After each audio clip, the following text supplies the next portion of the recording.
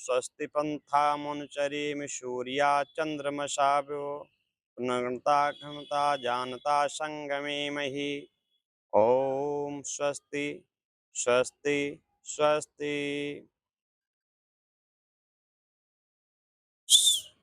आदरणीय सत्संग प्रेमी सज्जनों, वंदनीय माँ शक्ति राष्ट्र के कर्णधार नौजवान साथियों,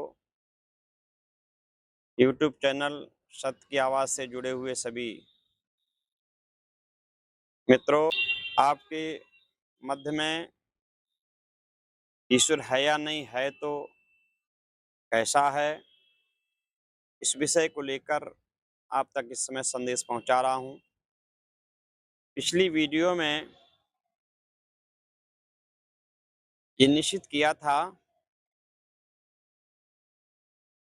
कि पुराण कहता है कि धर्म को के लिए ही, धर्म की स्थापना के लिए भगवान के अवतार होते हैं। और अभी तक 24 अवतार हुए, 23 अवतार हो चुके हैं, 24वां अवतार होने वाला है कलिक भगवान का। ये धर्म की स्थापना के लिए सारे सारे अवतार हो रहे हैं, हुए हैं और होंगे भी।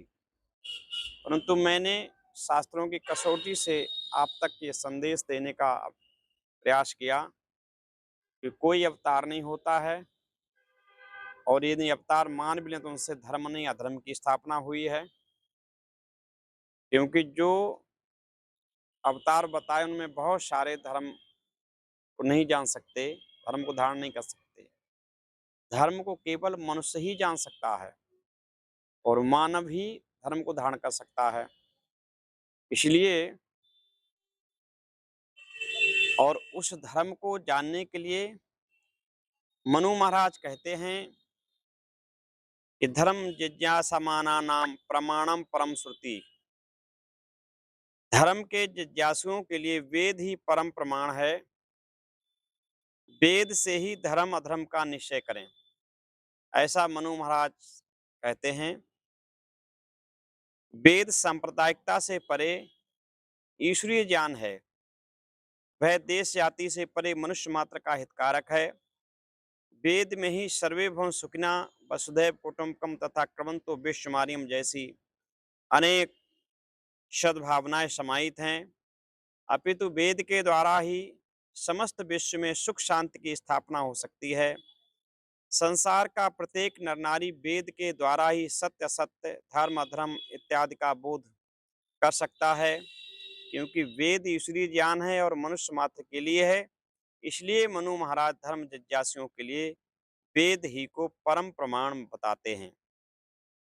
इस पर विस्तार से मैं पिछली वीडियो में चर्चा कर चुका हूं।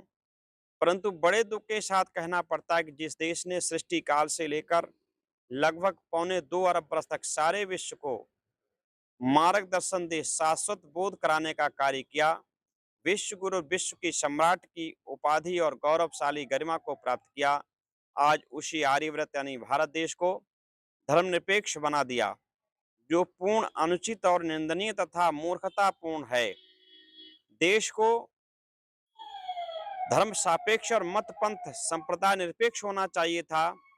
धर्मनिरपेक्षता की प्रवृत्ति मनुष्य में नासिकता उत्पन्न करती है, और नासिकता नैतिकताहीनता को, नैतिकहीनता को, और नैतिकहीनता दुराचार को, दुराचार चरित्रहीनता को, और चरित्रहीनता पशुता को जन्म देती है। यही कारण है कि आज समाज में मनुष्यता की अपेक्षा पशुता व्याप्त हो अविराम वृद्धि कर रही है।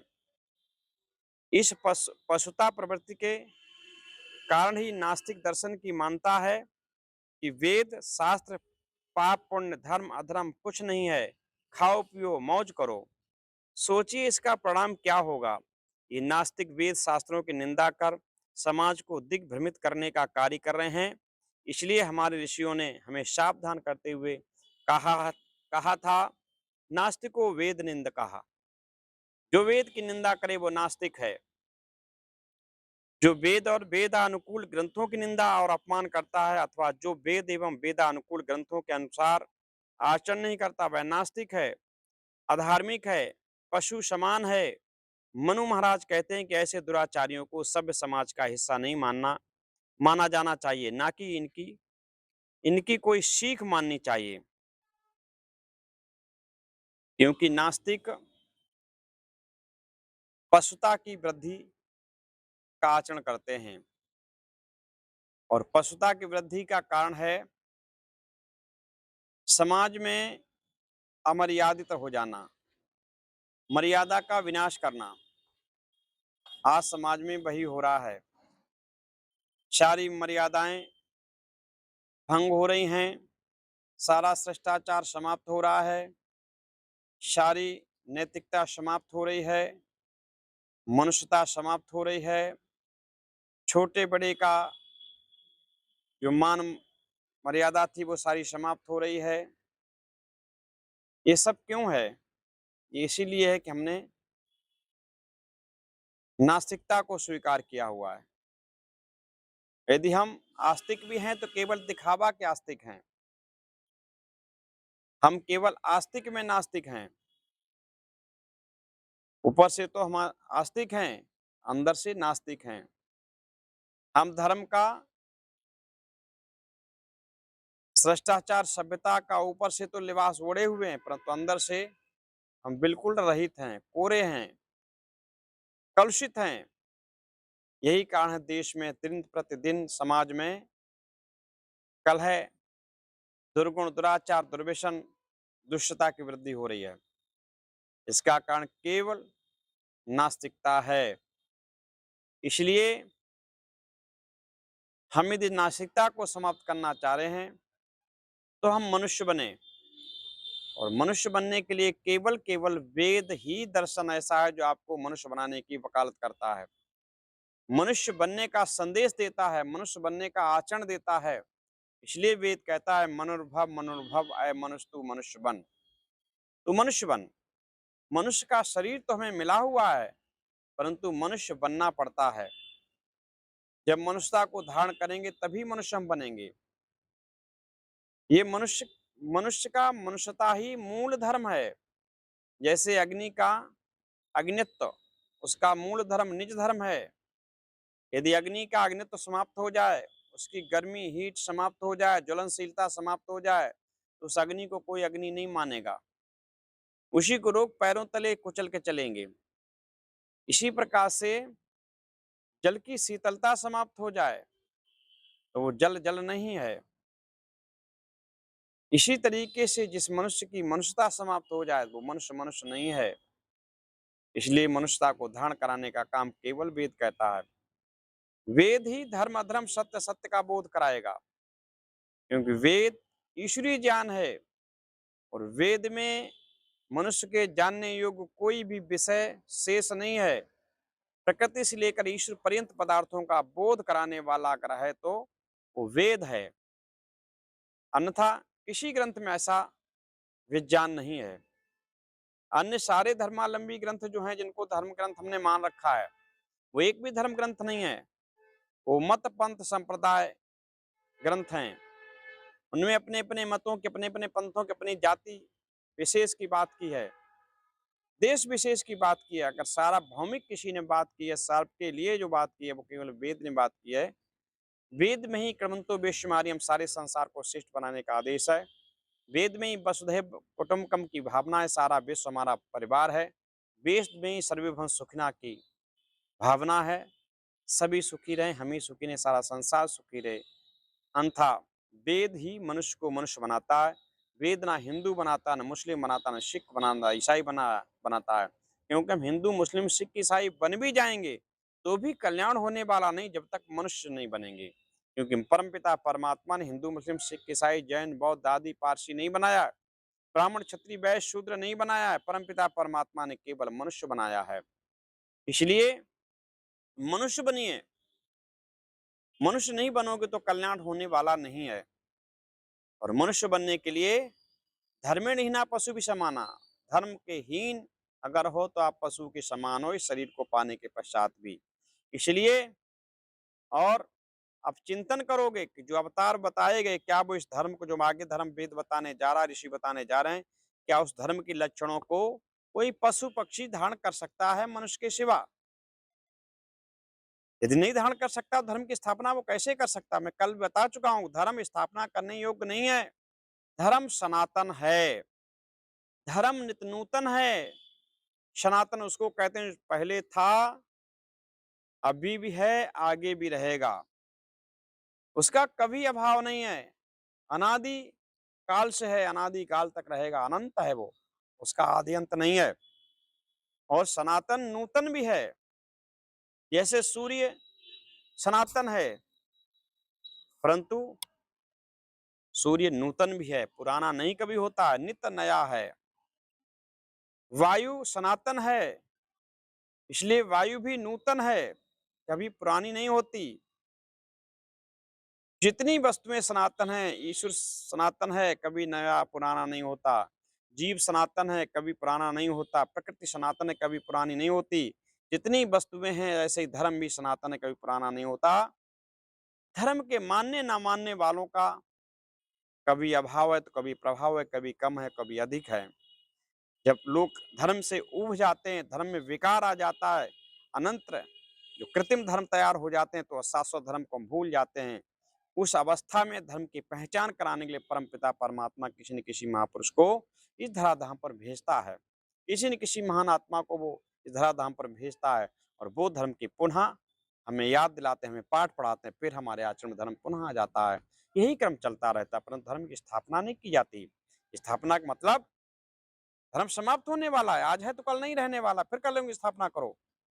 ये मिथ्या बातें आ गई। ये हमारी रामायण में, हमारी गीता में ये मिथ्या दोष, मिथ्या बातें थोपी गई हैं। इसलिए सावधान रहना। आप अब ध्यान करेंगे, विचार करेंगे, क्या पशु पक्षी धर्म को धारण कर सकते हैं? और मनुष्य भी जिस धर्म को धारण करने से मनुष्य बनता है, और मैं पूर्व बता चुका हूं कि धर्म सारी दुनिया के मनुष्यों का एक है। जैसे ईश्वर एक है, प्रकृति एक है, ऐसे ही सूर्य एक है, धरती एक है, जल एक है, वायु एक है, आकाश एक है। ऐसे धर्म भी सारी दुनिया के मनुष्यों का एक है। धर्म अनेक नहीं है, हमेशा रहने वाला वो धर्म है। क्या उस धर्म को पशु पक्षी धारण कर सकते हैं? नहीं। अब वो धर्म है तो कैसा है? इस धर्म की पहचान कराते हुए महात्मा विदुर जी धर्मात्मा के लक्षण व्यक्त करते हैं। वह धर्म के लक्षण व्यक्त करते हैं और कहते हैं जो इन धर्मों के लक्षणों को धारण करता वही धर्मात्मा है। क्या धर्म लक्षण धारण उन्होंने व्यक्त किए हैं? यज्ञ अध्ययन दादान तपः सत्यम क्षमा घृणा अलोभ इति मार्गो अहम धर्मस्य अष्टविधा स्मृता। ऐसा वो विदुर नीति में कहते हैं। अर्थात यज्ञ अध्ययन दान तप सत्य क्षमा दया और लोभ विमुखता धर्म के 8 मार्ग बतलाए गए हैं, ये लक्षण बतलाए गए हैं। इन पर चलने वाला, इनको धारण करने वाला ही वास्तविक में धर्मात्मा है। तो मैं आपसे पूछना चाहता हूं, क्या कोई पशु पक्षी यज्ञ करने का विधान जान सकता है, यज्ञ कर सकता है? केवल मनुष्य के अलावा क्या अध्ययन, क्या वो अध्ययन शिक्षा कर सकता है, शिक्षा का अध्ययन कर सकता है, विद्या पा सकता है? क्या वो दान दे सकता है, दानी बन सकता है? क्या वो सत्य सत्य का बोध को प्राप्त कर सकता है? क्या वो क्षमा, दूसरों को क्षमा करने की उसके अंदर प्रवृत्ति है? यदि कोई उसे कष्ट दे तो वो दूसरों को क्षमा कर दे, क्या ये प्रवृत्ति है? क्या वो दयालु हो सकता है, किसी पर दया कर सकता है और लोभ से विमुख हो सकता है?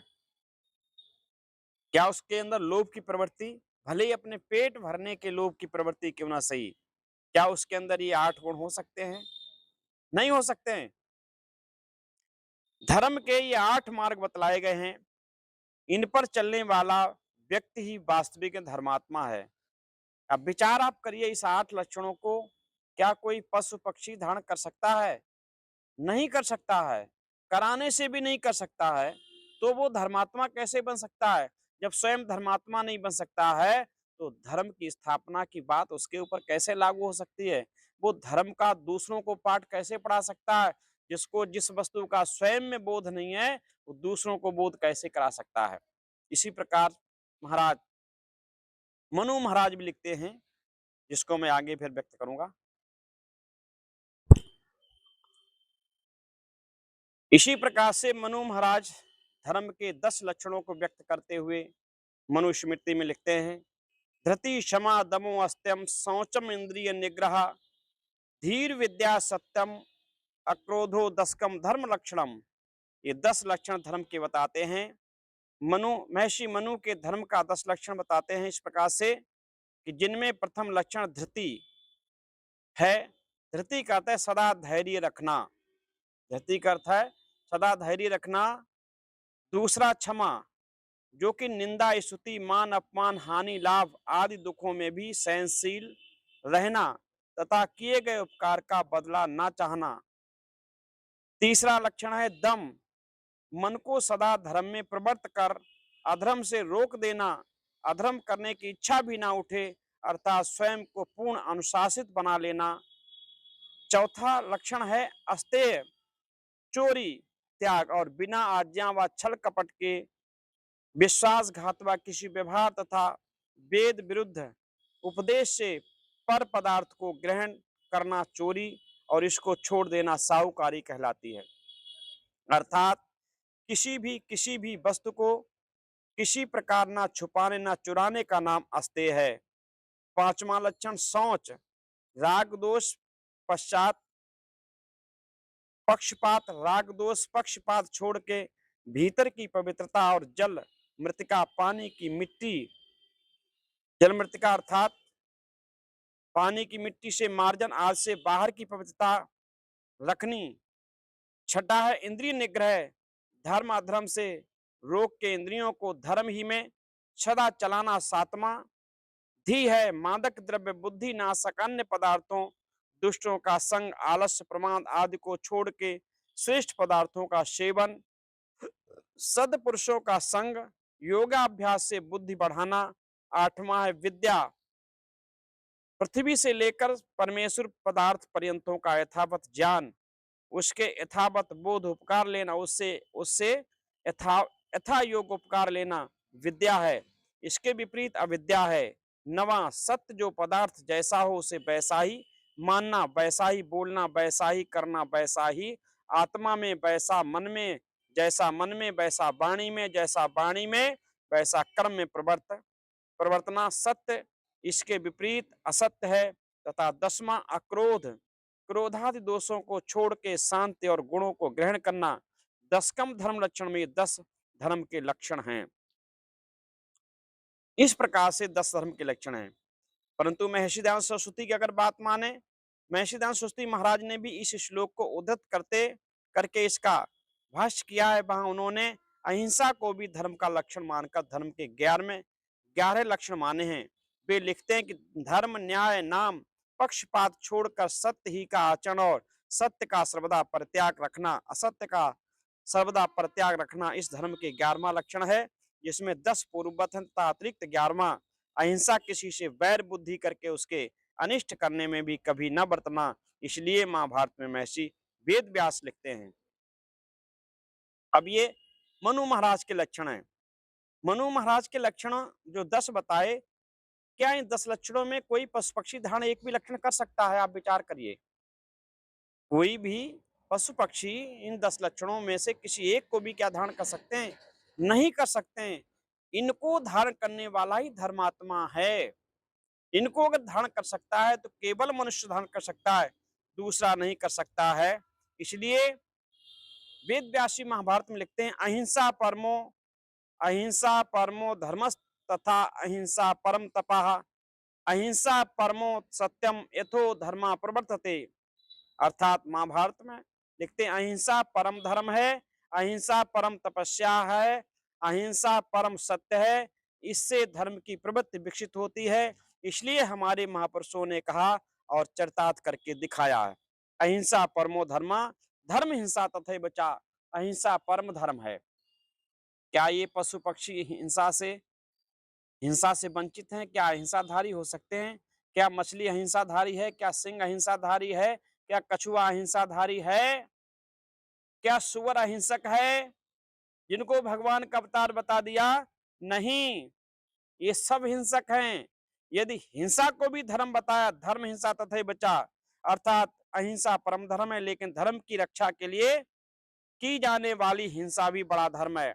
और धर्म की रक्षा के लिए अगर हिंसा की जाए, वो अहिंसा से भी बड़ा परम धर्म है।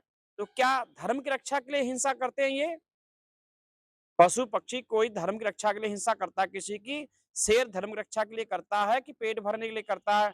मछली धर्म की रक्षा के लिए हिंसा करती है कि पेट भरने के लिए करती है? कछुआ पेट भरने के लिए हिंसा करता है कि धर्म रक्षा के लिए हिंसा करता है?